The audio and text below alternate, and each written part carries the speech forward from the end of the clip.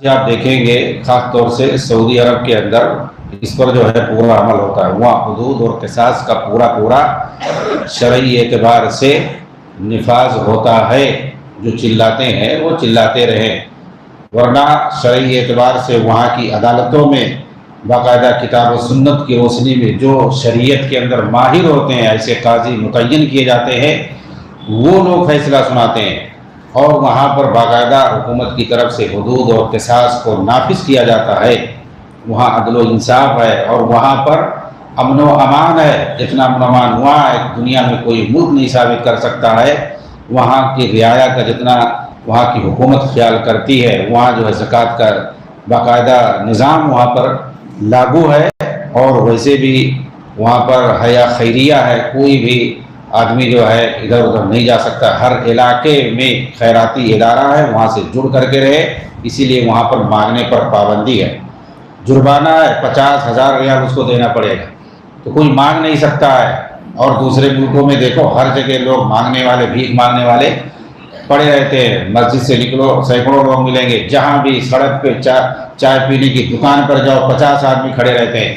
وہاں پر باقاعدہ پابندی ہے. کیوں پابندی ہے؟ اس لیے کہ ہر علاقے میں خیراتی ادارے ہیں سرکار کی طرف سے، اور جو وہاں علاقے میں جو مالدار لوگ ہوتے ہیں اس ادارے میں لا کر کے باقاعدہ جمع کرتے ہیں، اور حکومت کی طرف سے بھی زکوٰۃ پہنچایا جاتا ہے. وہاں سے جوڑو اور وہاں سے حاصل کرو.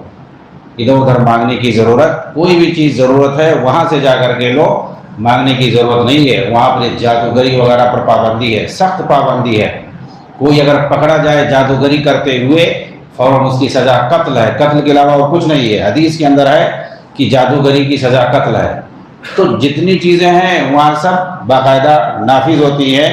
پھر بھی جو ہے آپ دیکھو گے میڈیا کے اندر اس ملک کے خلاف باقاعدہ پروپیگنڈا کیا جاتا ہے، ایسا ویسا ہے. آل اوور دنیا میں اگر اس وقت جتنے بھی 56-57 ممالک پائے جاتے ہیں اس کے جیسا کوئی نہیں آپ کو ملے گا. سب سے بڑی چیز جو وہاں اس ملک کو ممتاز کرتی ہے، وہاں پر آپ دیکھو گے شرک اور بدعت کا کوئی اڈا نہیں ہے.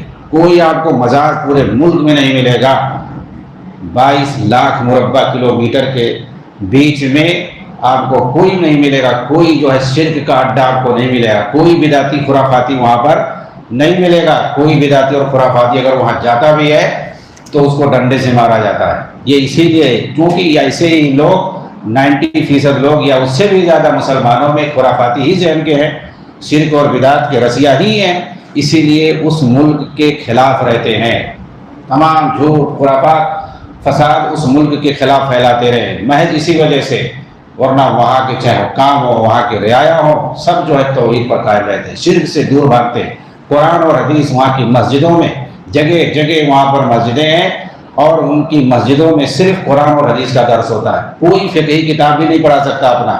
وہاں کوئی فقہی، یہ سب جھوٹ بولتے ہیں کہ وہاں فقہ حنبلی چلتا ہے، یہ چلتا ہے وہ چلتا ہے. یہ سب جھوٹے مکار ہیں. وہاں صرف قرآن اور حدیث کو بالادستی حاصل ہے. اقوام متحدہ میں جب سارے ممالک کے لوگ اپنے اپنے ملک کا، اپنے ہاتھ کا بنایا ہوا دستور لے گئے تھے، تو وہاں کے سعودی کے جو حکمران تھے وہ صرف اور صرف قرآن پاک لے کر کے گئے تھے، اور کہا تھا کہ ہمارے یہاں یہی، اس کے علاوہ اور کچھ نہیں ہے. تو وہاں کی لوگ مخالفت کرتے ہیں عقیدے اور منہج کی بنیاد پر. صرف یہی ہے بس. اگر ان سارے لوگوں کو وہاں اگر ان کو سب سیاسی پارٹی بنانے کی اجازت دے دی جائے، جو سیاست زدہ لوگ ہیں، جیسے اخوانی ذہن کے جو لوگ ہیں جو سیاست کرنا چاہتے ہیں، ان کو اگر سیاسی پارٹی بنانے کا حکم دے دیا جائے، اور جو دوسرے ہیں چندہ خور ہیں ان کو اگر رفاہی پارٹی اور دینی پارٹی، دین کے نام پر جو ہے لوگوں کو ٹھگنے کا کام جو کرتے ہیں، کمبل بانٹنے کا کام کرتے ہیں، ان کو اگر جو ہے دین کے نام پر تنظیم اور جماعت بنانے کی اجازت دے دی جائے تو کیا ہوگا؟ سب خوش رہیں گے. اور جو قبر پرست ہیں اور جو مطلب ہر طرح کی خرافات اور شرک اور بدعت کرتے ہیں، ان سب کو اگر کھلی چھوٹ دے دی جائے، ابھی دیکھو جتنی تعریف سعودی کی کریں گے کسی ملک کی نہیں کریں گے. سب کو اگر چھوٹ دے دی جائے کہ ہر کوئی اور جس کا جو دل چاہے وہ کرو، ابھی جو ہے سب لوگ خوش رہیں گے، اور جتنا تعریف اس ملک کی کریں گے اور کسی کا ملک کی نہیں کریں گے.